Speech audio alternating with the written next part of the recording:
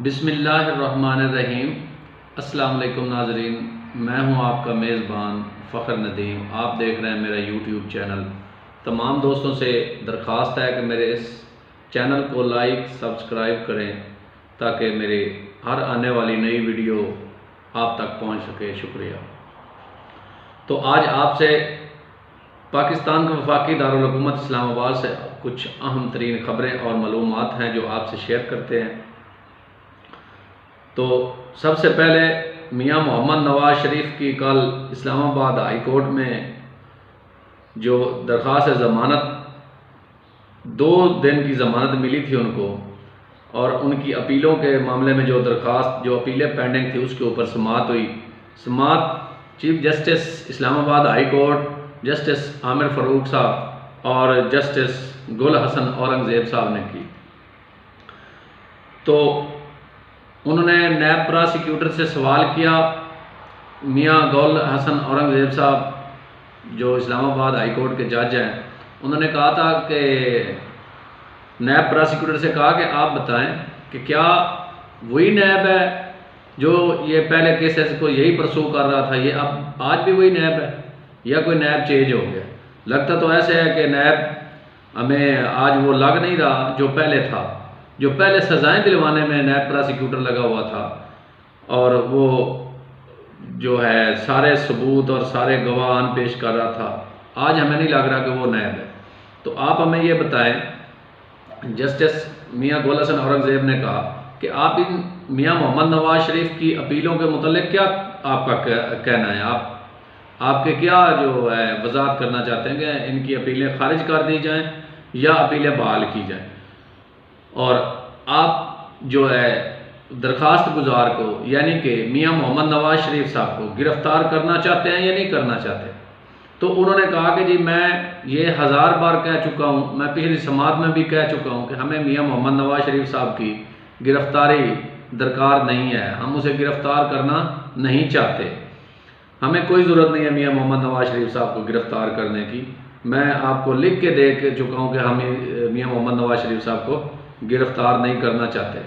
तो साथ ही Islamabad high court के चीफ जस्टिस साहब जो उस बेंच में 2 रुकनी बेंच ने समाअत की उसमें जो शामिल थे, उन्होंने कहा कि नैब प्रोसिक्यूटर साहब आप ये हमें बताएं कि अगर हम नवाज शरीफ साहब की अपीलें बहाल कर देते हैं तो उसकी ज़मानत का क्या स्टेटस होगा, तो उसकी ज़मानत का क्या बनेगा। तो उन्होंने कहा जी कि आप इस तरह करें, फिर जो आप उनकी भाई अपीलें बहाल कर दें, हमें कोई इतराज़ नहीं है, क्योंकि मियां मोहम्मद नवाज शरीफ साहब ने अदालत के सामने सरेंडर कर दिया है, तो अब वो इश्तिहारी भी नहीं रहे, तो आप उनकी जो है वो अपीलें बहाल कर दें, तो उसके बाद हम देखेंगे इस केस का क्या करना है। तो आप मियां मोहम्मद नवाज शरीफ से साहब से जो मुलजिम हैं उससे आप नए मुचलके ले लें और उनको ज़मानत दे दें। तो ये था नैब, यही नैब जो कल तक हमें बता रहा था कि नवाज शरीफ चोर है। नवाज शरीफ ने ये एवन फील्ड और अल अजीज़िया जो मिले हैं, एवन फील्ड और जो अल अजीज़िया मिल है, तो ये इनमें उन्होंने करप्शन किया और ये पैसा जो है मनी लॉन्ड्रिंग करके पाकिस्तान से बाहर गया, लंदन गया और लंदन से फिर सऊदी गया। तो ये इस वजह से पाकिस्तान के पैसे से ये चोरी करके इन्होंने ये एवन फील्ड भी ख़रीदा और अल अजीज़िया मिल भी खरीदी। तो ये था नैब। आज नैब जो है वो बिल्कुल मुख्तलिफ हमें नज़र आ रहा था। 4 साल के बाद ये नैब भी बदल गया और नैब ने कहा कि हमें कोई इतराज़ नहीं है। तो जस्टिस आमिर फ़ारूक साहब ने कहा कि इसका स्टेटस क्या होगा, अगर हम इसकी अपीलें नवाज शरीफ साहब की बहाल कर देते हैं तो ज़मानत का स्टेटस। उन्होंने कहा जी आप मुचल के दोबारा ले लें, मुलजिम साहब मुचल के दोबारा ले लें। तो उन्होंने कहा जी ठीक है। तो इन चीज़ों के बाद मियां मोहम्मद नवाज शरीफ की अपीलें भी बहाल हो गई और उन्हें ज़मानत भी मिल गई। तो ये देखें, ये 4 साल का साइकिल कि यही नैब, यही इदारा हमें बता रहा था, मीडिया को बता रहा था, सबको बता रहा था कि मियां मोहम्मद नवाज शरीफ साहब चोर हैं, उन्होंने मनी लॉन्ड्रिंग की है, उन्होंने पैसे चोरी किए हैं, उन्होंने मुल्क को लूटा है, उन्होंने फ्रॉड किया है, उन्होंने बाहर जदादें बनाई हैं, बाहर माल बनाया है, बाहर फ्लैटें बनाई है।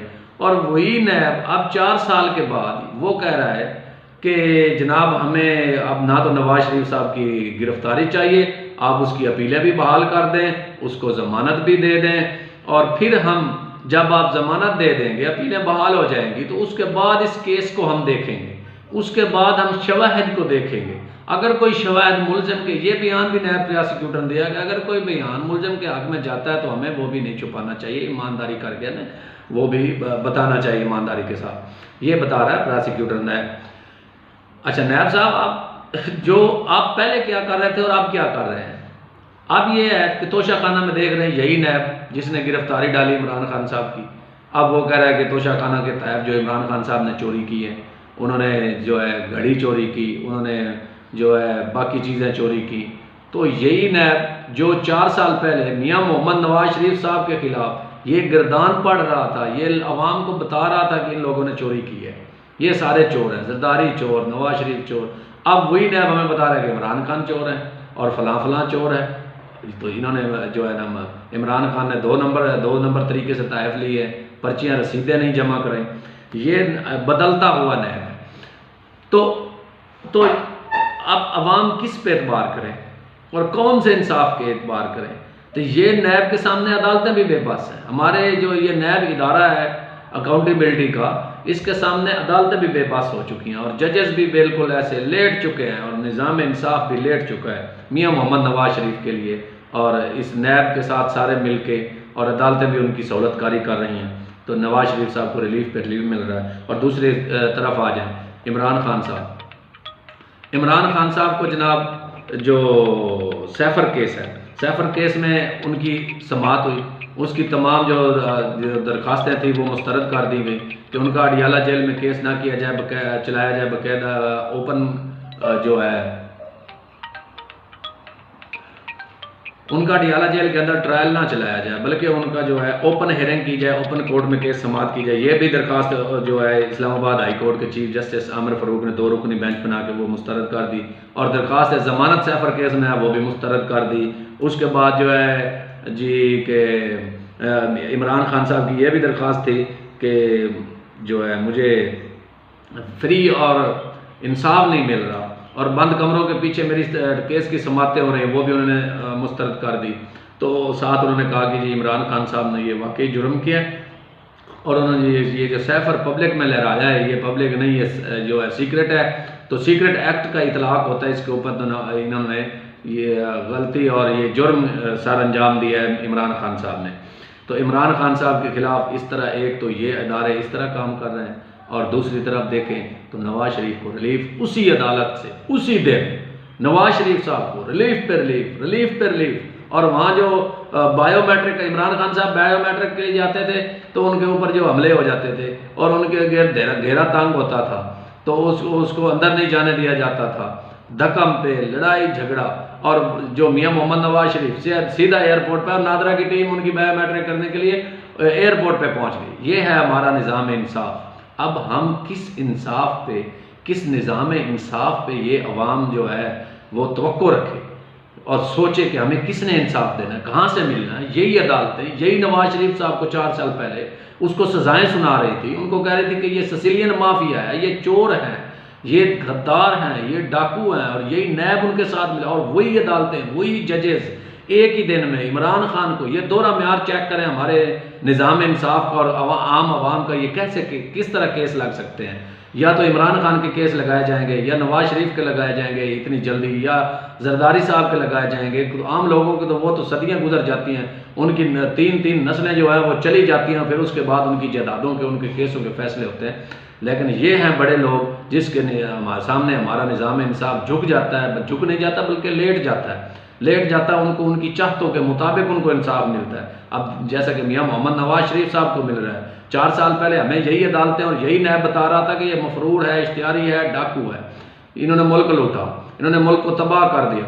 अब वही नैब और वही हमारी अदालतें 4 साल बाद कह रही हैं कि ये बंदे ठीक हैं, इनको जमानतें भी दें, इनको इंसाफ भी दें, इनको जनाब अपीलें भी बहाल करें। और जो दूसरी तरफ अब जो वो साइकिल दूसरी तरफ चल रहा है, वही जो 4 साल पहले नवाज शरीफ साहब जरदारी साहब से हो रहा था, अब वही 4 साल बाद इमरान खान साहब के साथ, पीटीआई के साथ हो रहा है। तो वो crush PTI crush Imran Khan, crush Tehreek Insaf का जो एक साइकिल चल रहा है 4 सालों के बाद, वो जो है अब वो कह रहे हैं कि जी इमरान खान ने ये चोरी की है, ये गद्दारी की है, ये सैफर लहराया है, ये करप्शन की है, ये इस तरह मुल्क लूटा है। अब वही नैब और वही अदालतें उसके खिलाफ चल रही हैं। तो हम 22 करोड़ अवाम, ये गरीब अवाम कहाँ जाए, किसकी बात माने? ये 4 साल पहले वाले नैब की और जजों और अदालतों की बात पे अमल करें, या उसको समझे कि वो इंसाफ उस वक्त दे रहे थे, या आज ये हम इंसाफ दे रहे हैं कि ये अब हो क्या रहा है इस मुल्क के अंदर। खुदारा इस तरह ना करें, मुल्क को एक डगर पे चलाएं, एक तरीके पे चलाएं, एक निज़ाम इंसाफ, कानून और आइन पे कुछ अमल दरामद कराएं,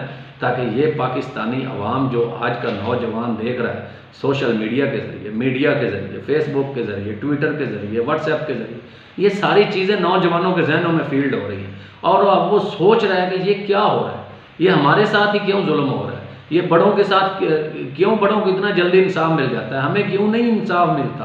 तो ये आप मेहरबानी करें, मेरी जो हमारे इक़्तिदार वाले लोग हैं, जो ताकतवर लोग हैं, जो हमारे इदारे हैं, इनसे हमारी दस्तबस्ता दरख्वास्तें हैं कि आप मेहरबानी करें, आप एक तरीक़ाकार वज़ा करें, आप आइन और कानून पे सबको अमल दरामद कराएं, गरीब से अमीर तक अमल दरामद कराएं, ताकि ये मुल्क तरक्की करे, खुशहाली करे, और इसके निज़ाम इंसाफ के ऊपर लोगों को एतमाद हो, लोगों को अदालतों के धक्के खाने के लिए सिफारिशें MNA MPs को ना बुलाना पड़े, ना कहना पड़े, और रिश्वतें ना देनी पड़े इस निज़ाम को जो इंसाफ लेने के लिए।